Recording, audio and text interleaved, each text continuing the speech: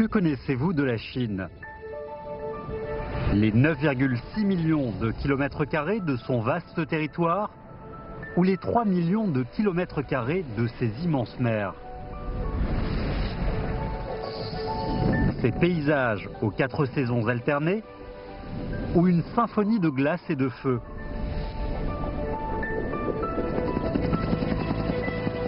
Quittant le sol et planant dans le ciel tel un oiseau, vous aurez une vue au-delà de votre imagination. On part pour des endroits ordinairement inaccessibles, afin de voir des merveilles réservées au ciel.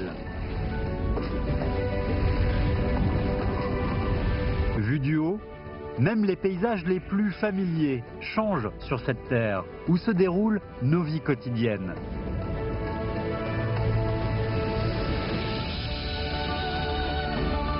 Du plus proche au foyer lointain, de la géographie naturelle à l'histoire humaine, un voyage aérien de 50 minutes vous donnera une expérience ultime inédite. Maintenant, commençons notre aventure dans le ciel.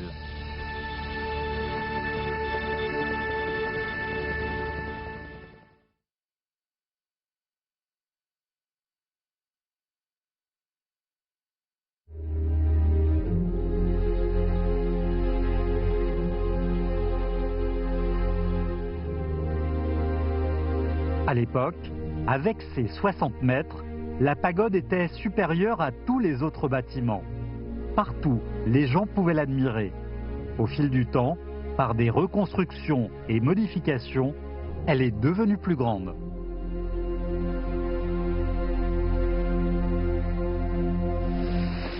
Maintenant, cette pagode préserve encore le modèle de la dynastie Ming. Et au 3e étage se trouvent encore 2 pages des sutras que Xuanzang a ramenés.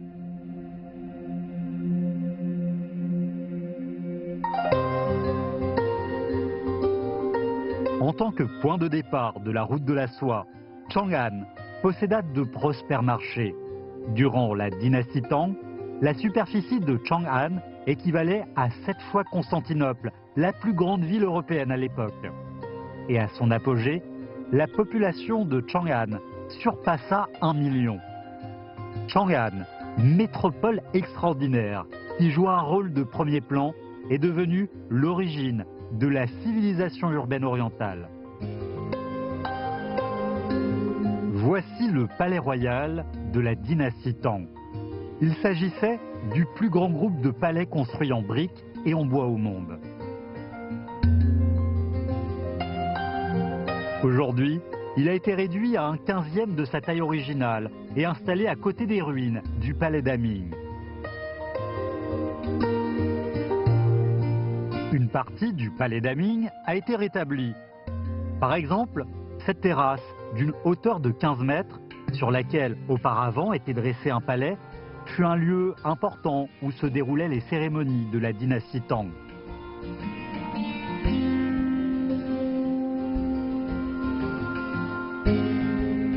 Aujourd'hui, nous pouvons retrouver encore une image de la ville de Chang'an à travers les villes japonaises telles que Kyoto et Nara. Kyoto a par ailleurs pris Chang'an comme modèle de construction.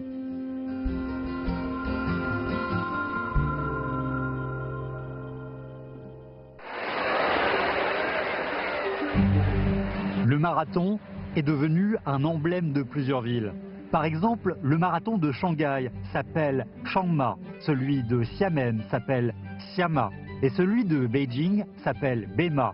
Mais celui de Xi'an s'appelle Changma, puisque le marathon de Xi'an a lieu sur la muraille, et Chang est muraille en chinois.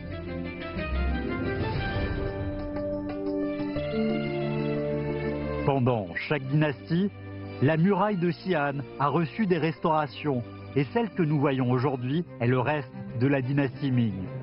Tout autour de la muraille, les gens ont construit un parc, et en même temps, ils ont créé le cercle de vie des habitants de Xi'an.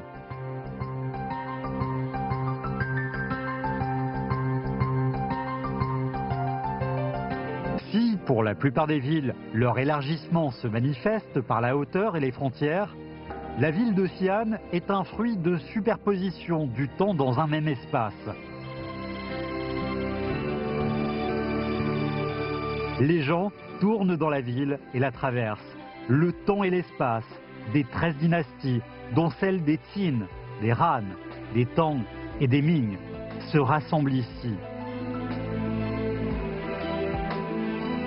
Dans l'ancienne culture, la toute nouvelle ville continue de superposer de nouvelles valeurs sur les anciennes, tout comme un arbre avec ses branches et ses feuilles.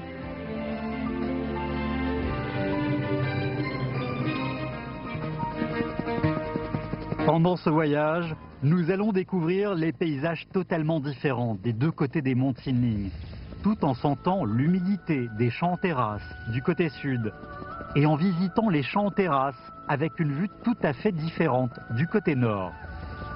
Ensuite, nous allons nous envoler vers les hautes montagnes pour découvrir la seule prairie naturelle de la province du Shanxi.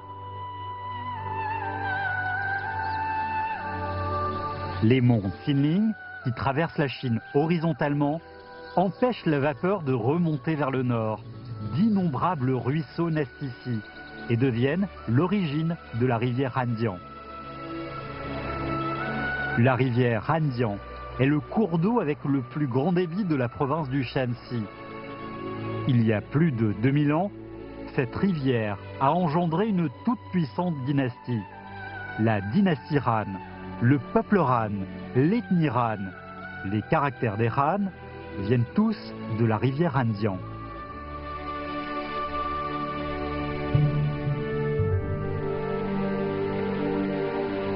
En tant qu'affluent de la rivière Hanjiang, la rivière Chunhe traverse cette ville en zigzag. Voici le dernier trajet de la rivière Hanjiang dans le Shanxi. Après avoir couru les vallées du versant sud des monts Qinling, il va créer une plaine alluviale de 46 000 km² dans la province du Roubaix.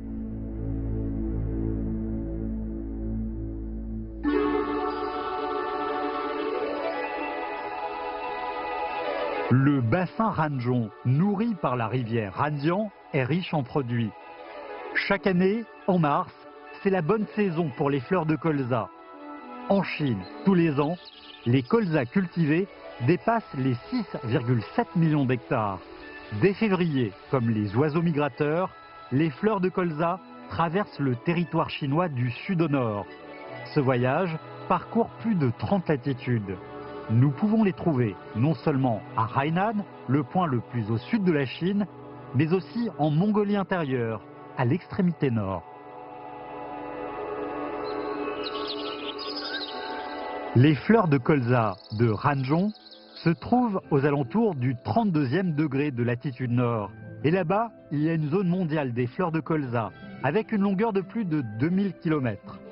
Chaque année, les graines de colza produites dans cette zone occupent un quart de la quantité totale dans le monde.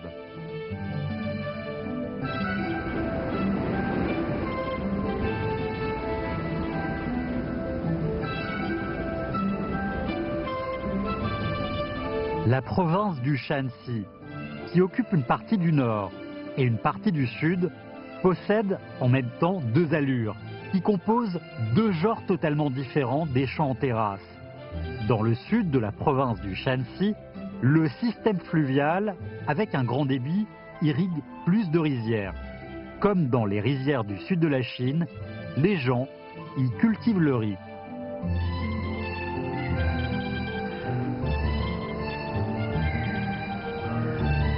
À plus de 200 km au nord, nous voyons des champs secs en terrasse.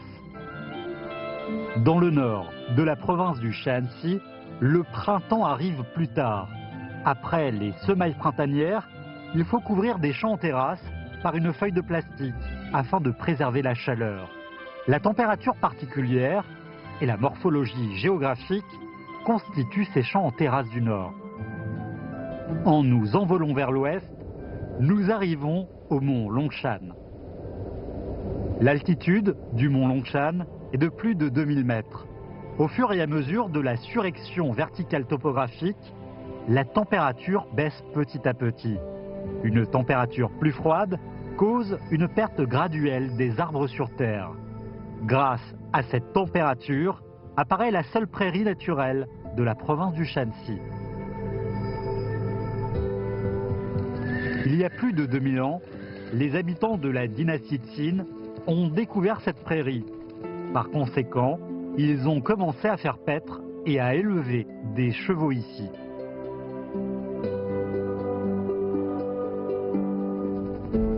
En traversant le plateau de l'Œuf, nous commençons notre voyage pour en trouver l'origine.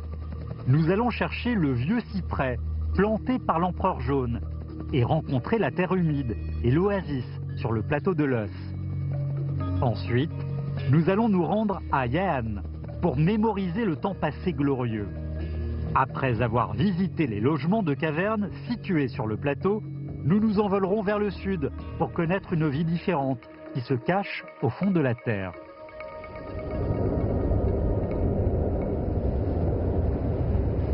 « 70% de la terre jaune se rassemble ici, et il s'agit du plus grand plateau de l'Œuf du monde entier.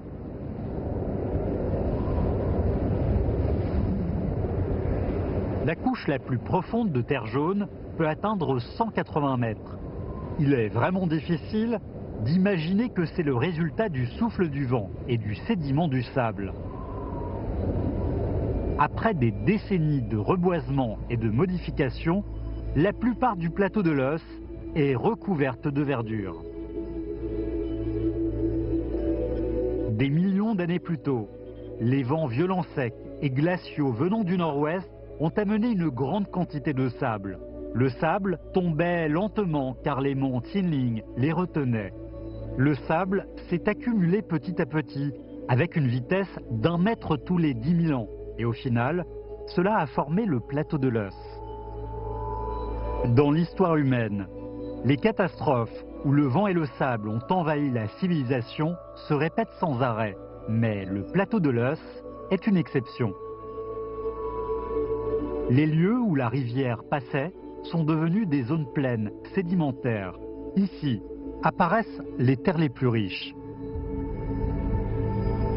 Des millénaires plus tôt, nos ancêtres ont commencé à déclencher l'agriculture la plus ancienne dans de pareilles vallées. Des milliers d'années plus tard, le millet, ancienne culture, pousse encore dans cette terre arable.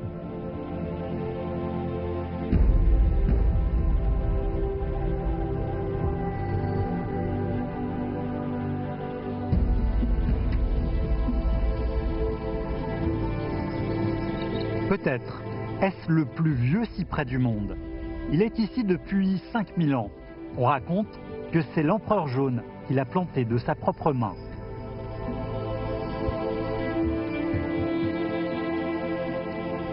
Aujourd'hui, plus d'un cinquième de la population mondiale considère l'empereur jaune comme leur ancêtre commun. La fédération de tribus que l'empereur jaune a établie est la forme embryonnaire de l'ethnie Huaxia. Désormais, le plateau de l'Œuf accueille les lumières de la civilisation. Les alentours des latitudes où se trouve le plateau de l'Œuf brillaient extraordinairement il y a 5000 ans. Dans cette zone se rassemblent les civilisations les plus anciennes de l'histoire humaine. Ici, la civilisation de l'ancienne Égypte, celle de l'ancienne Babylone et celle de l'ancienne Inde ont prospéré l'une après l'autre.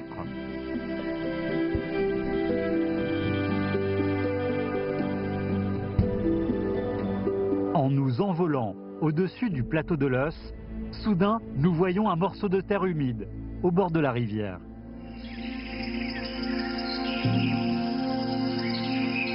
Les faucons de poissons crient sur le petit tertre de la rivière. Le lieu que décrit le poème est Rechuan, qui se situe au cours moyen du fleuve jaune. Il y a plus de 2000 ans, nos ancêtres ont ensemencé au printemps et ont fait les récoltes en automne dans le bassin du fleuve jaune, tout en profitant d'une vie lente et tranquille. Ils ont noté leur vie quotidienne et leurs sentiments réels et les ont chantés. Voici comment sont apparus les poèmes les plus anciens. Le classique des vers est un recueil de poèmes de ce type.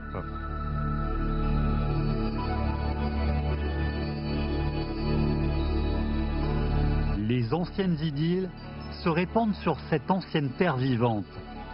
La force de la renaissance ethnique se rassemble également ici.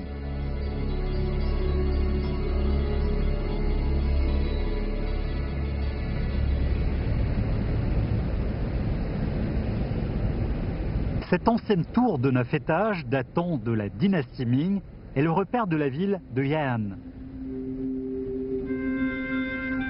En 1937, un an après la fin de la Longue Marche, le comité central du Parti communiste chinois s'est installé à Yahan. L'armée rouge, qui avait perdu plus de la moitié de ses troupes, a commencé à se reposer et à se reconstruire ici. 10 ans plus tard, cette petite armée s'est élargie et est devenue suffisamment grande et puissante pour libérer la Chine.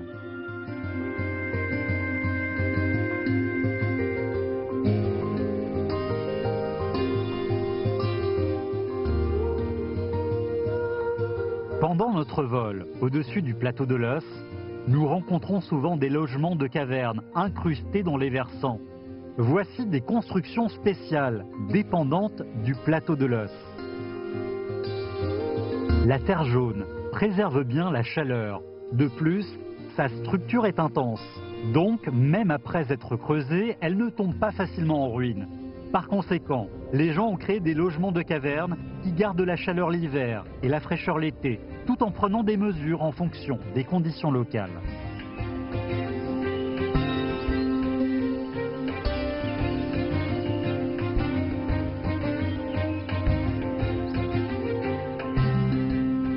Dans certaines plaines, les gens n'ont pas pu trouver de versant dans lequel on pouvait creuser des logements de cavernes. Donc ils ont inventé un autre genre spécial de logement, la cour du logement de caverne au sous-sol. Pendant la construction de la cour du logement de caverne au sous-sol, tout d'abord, les gens creusaient un trou carré dans une terre plate. Ensuite, ils creusaient des logements de caverne dans les 4 parois du trou au sol. La plupart des foyers plantaient un arbre au milieu de la cour.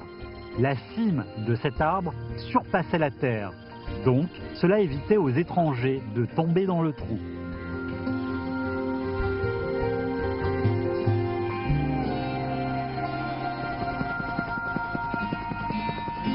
Nous allons nous rendre dans la zone du Nord où les scènes de désolation et la vitalité se mélangent.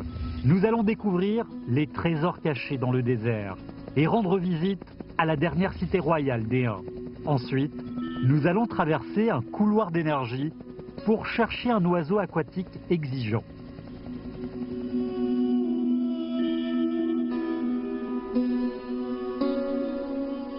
Si nous nous envolons un peu trop haut, parfois, la terre peut devenir étrange.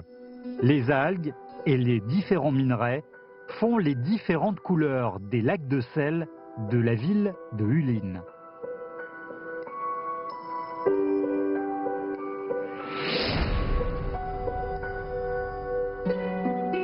Le lac de sel d'Ingbien est la zone principale de production de sel du Nord-Ouest. Son stockage en sel permet une consommation mondiale de 3 ans.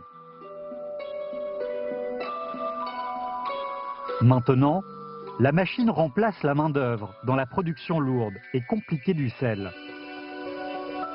À l'origine, ces lacs de sel sont des lacs intérieurs fermés, dont le taux de sel est très haut.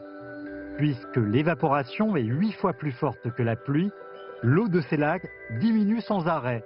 Donc les lacs avancent petit à petit vers leur mort. Le sel est le dernier cadeau que ces lacs laissent à l'espèce humaine.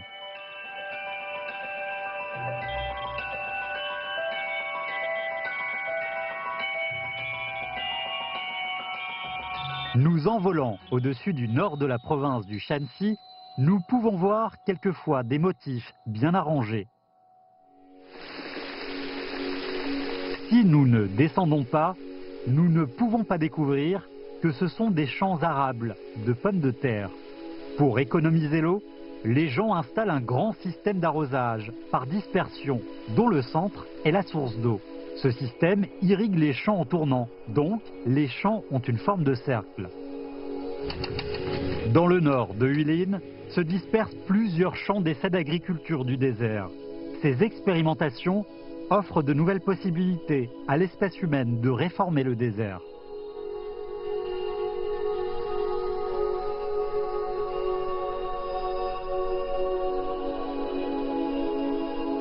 Reprenons le vol vers l'est.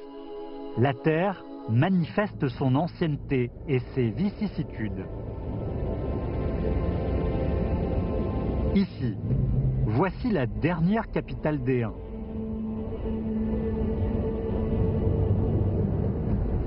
En général, les ethnies nomades qui déménagent pour avoir de l'eau ne construisent pas de cité. Au 5e siècle de notre ère, les Huns commencèrent à construire la cité Tonghuan, après avoir établi la dynastie Dacia. Pour rendre les murs plus solides, les Huns ajoutèrent du jus de riz gluant dans le sable et la chaux, matériaux universels de construction, afin de renforcer la viscosité.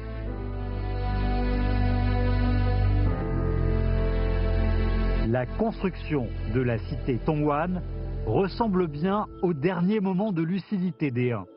Moins de 20 ans après l'établissement de cette cité, les Huns ont disparu dans le désert de Gobi infini.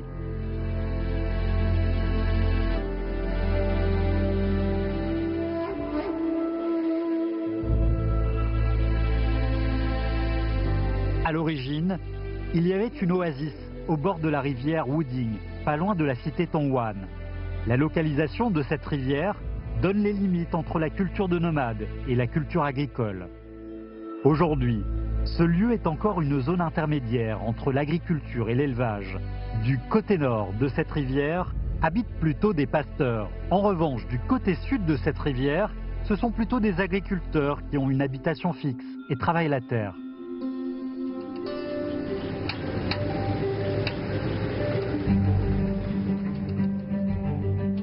Une fois entrés dans l'ère industrielle, les gens découvrent de nouvelles valeurs au plateau de l'Os. Ici, on retrouve la zone cœur du couloir d'énergie de la Chine. Des milliards d'années plus tôt, ici se trouvaient de nombreux lacs où vivaient beaucoup d'espèces anciennes. Après la mort de ces animaux, leurs graisses et leurs protéines sont devenues pétrole et gaz. Même si ces anciens animaux ont disparu, ils peuvent traverser des dizaines de milliers d'années sous forme d'énergie.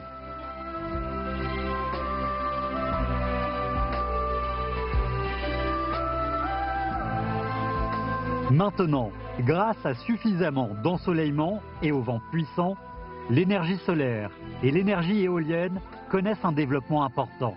La forme des nouvelles énergies permet aux gens d'avoir une nouvelle image du plateau de l'Os.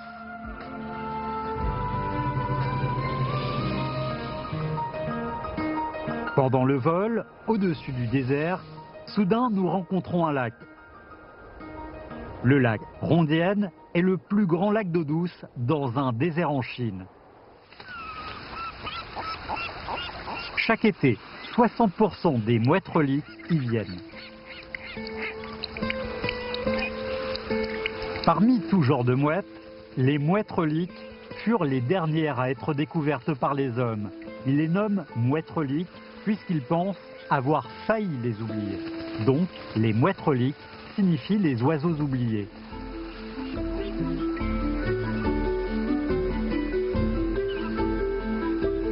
Les mouettes reliques sont exigeantes dans leur choix du lieu de reproduction.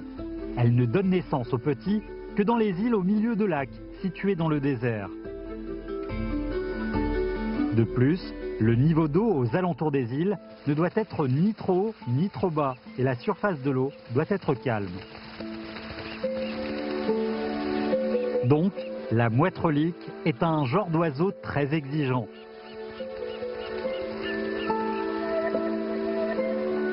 Afin d'éviter d'être oubliés, les mouettes reliques doivent souvent sortir se promener.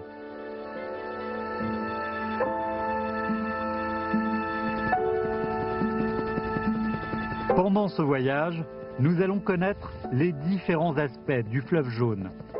Suivant le courant, nous pouvons voir les courbes dessinées par ce fleuve. À la fin, on va accéder à Rouco pour embrasser la posture la plus ambitieuse du fleuve jaune.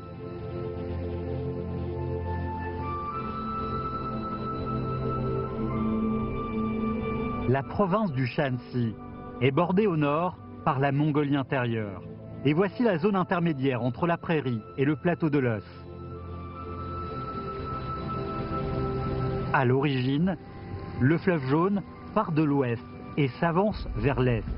Mais ici, la direction du fleuve jaune change. Cette partie du fleuve nord-sud, avec une longueur de 700 km, traverse la province du Shaanxi. C'est ici que le fleuve jaune ralentit, comme s'il voulait s'efforcer d'éviter ces roches situées sur sa route pour avancer. Ces roches sont Lianhua Chan. Chan signifie le ralentissement de la marche.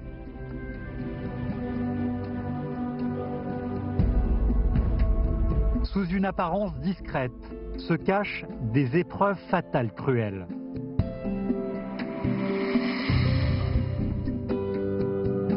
Cette couche de roche, avec des couleurs vives, s'appelle grès d'arsenic. Ce genre de roche est extrêmement stérile, tel l'arsenic empoisonné. Il n'y a que les herbes sauvages les plus vivaces qui peuvent y pousser.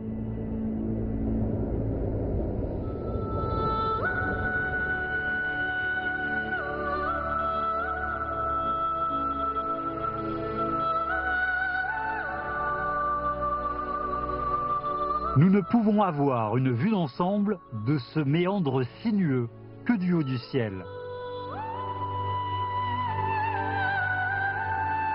D'un point à un autre, la ligne droite est le chemin le plus court. Donc, les gens font de leur mieux pour avoir des passages droits en coupant les courbes. Au contraire, la nature est insouciante et elle a du temps pour avancer en faisant des détours et en créant des lignes en zigzag. La baie Tiankun forme un symbole du yin et du yang. De plus, le fleuve jaune constitue la frontière entre le Shaanxi à l'est et le Shaanxi à l'ouest.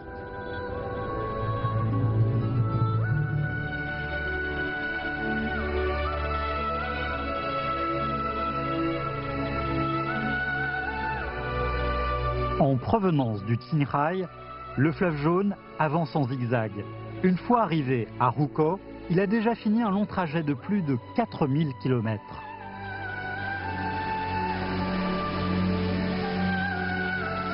Ici, le fleuve jaune change d'apparence. La tranquillité et la douceur se transforment en torrents violents.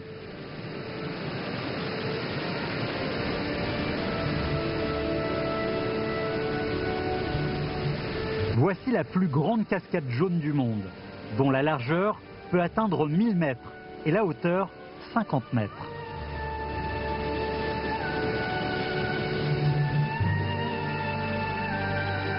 Les torrents indomptables, tels une voie lactée, font de Rouco une barrière naturelle où se déroulent beaucoup d'histoires effervescentes.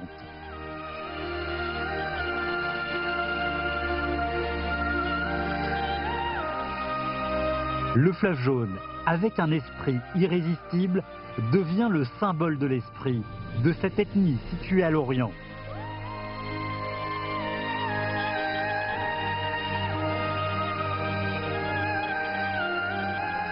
Rien ne peut empêcher un grand fleuve de rejoindre la mer. Et la mer, qui rassemble tous les fleuves, se situe juste devant.